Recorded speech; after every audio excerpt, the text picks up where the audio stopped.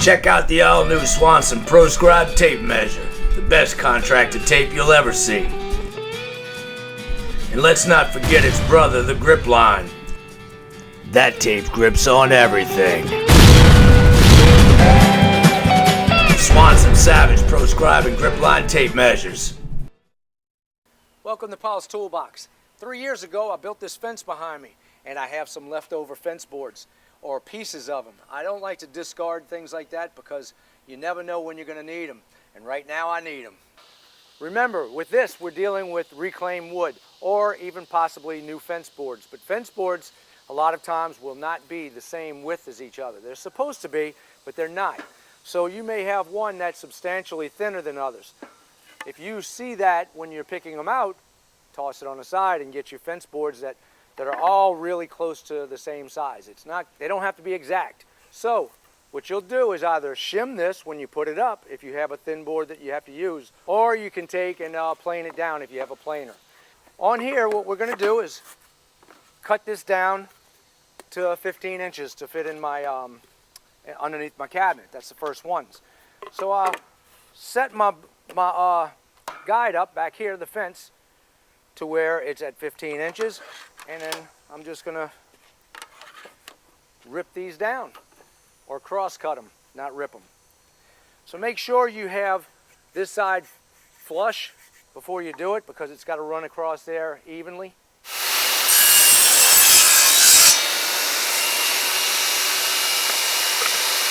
Before we make the next step and cut the width, we want to know how wide we want each board.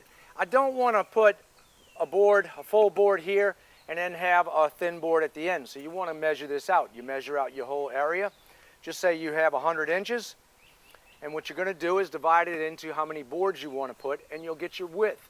Once you get your width of each board to where you have even number on there, you can rip them and do that. Or you can start in the middle, put a line in the middle, and put a full board on each side of that line, and then go from there, and the two end ones will be thinner, but they'll match. It's kind of like you do when you're working with floors. But I like to keep them all pretty much the same width, so that's what I'm going to do. Since these boards have to go right next to each other, they're going to butt up next to each other, you want to have a really tight fit right there. So what I'm going to do is just take a little edge off of this side, flip it over, and then I'll be able to get a much better cut on the other side to ensure that this sits properly. Now, if you don't plane it, it's not going to be exact, but this is going to get you really close, and if you round off these edges, it's going to look great. All right, let's go ahead, set this up, and I'm just going to take a little over 1/8. It doesn't really matter. Right now, I just want to clean that edge up and get a nice edge on all these boards.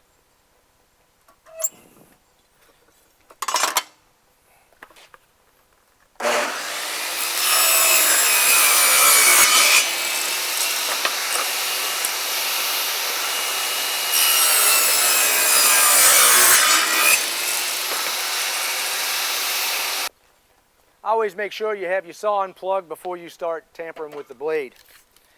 Okay, now I can bring this back and get my total width.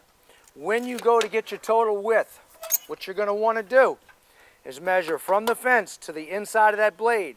Don't measure the middle of the blade or the outside, because your cut's not going to be exact. If I want 5 inches exactly, I'm going to measure right from that fence to the inside of the carbide tip. So now we have our width. We want to get the clean side, put right here. Plug her back in.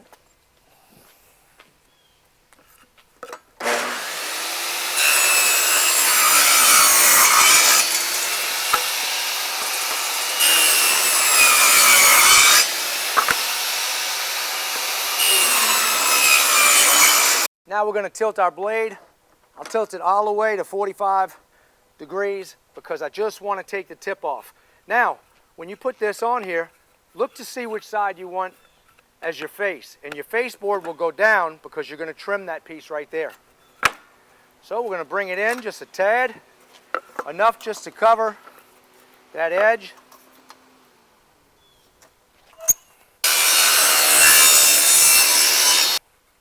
You can leave it without putting a chamfer on the edge if you want, and this is what you'll get. You can even glue these together if you want to make it look like one board. And once you sand it down, you'll have a nice look. Or you can do just like I did here. I rounded off the edges, and now it gives a tongue and groove appearance. When I butt these together and tack them in and clear coat it, it's going to look great. I'm going to raise my blade up to where it clears over my 2x4, and I'm going to take this 2x4 and rip it down to make my trim. Now, when I do it, I'm going to cut all my boards like this at the same time because they're going to match into each other when I trim it, and I don't want one to be higher than the other or any kind of variance in there. I want it to all be tight.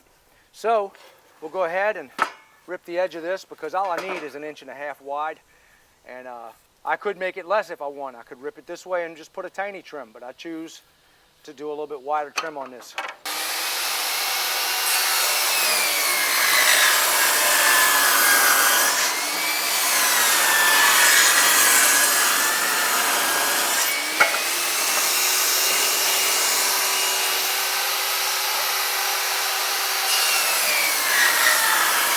We have all our boards ripped, and now what we're going to do is put another chamfer on there. I'll set my blade on an angle again, and we will do the same thing right here because I want to have a little chamfered edge. So we'll go ahead and kick our saw on.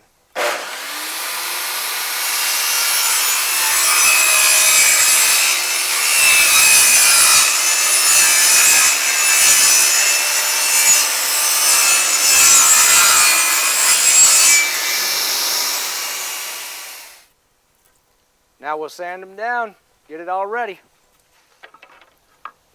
We're going to go ahead and sand these down with 80 grit sandpaper on my orbital sander. It'll only take a couple of minutes to knock all of these out, and it'll give a nice look. You can leave this rough if you'd like to, but I'm going to show you how it looks smooth.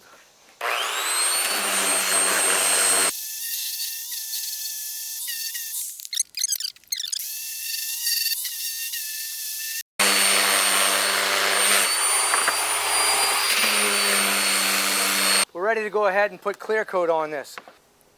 This water-based polyacrylic goes on milky looking, and then it clears out once it dries. It's really some good stuff. I like it. It's great for interior woodworking. So we'll just put a coat on here, let it sit for a little bit, come back, put another coat, and we'll be ready to install it. You see how it gives that nice golden look once you put the clear on there?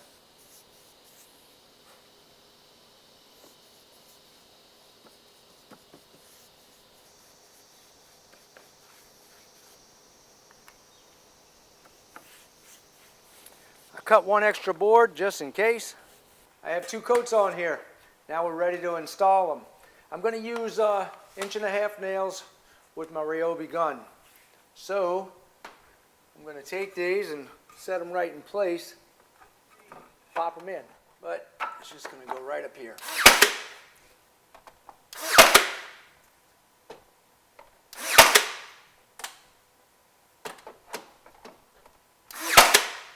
Perfect.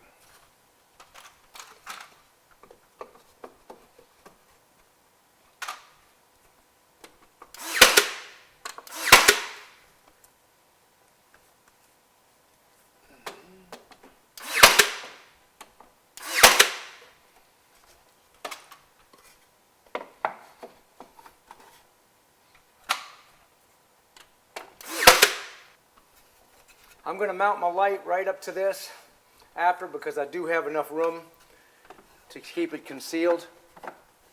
Last one, all I need to do is feed my wire in here, tack it in place. Fits snug.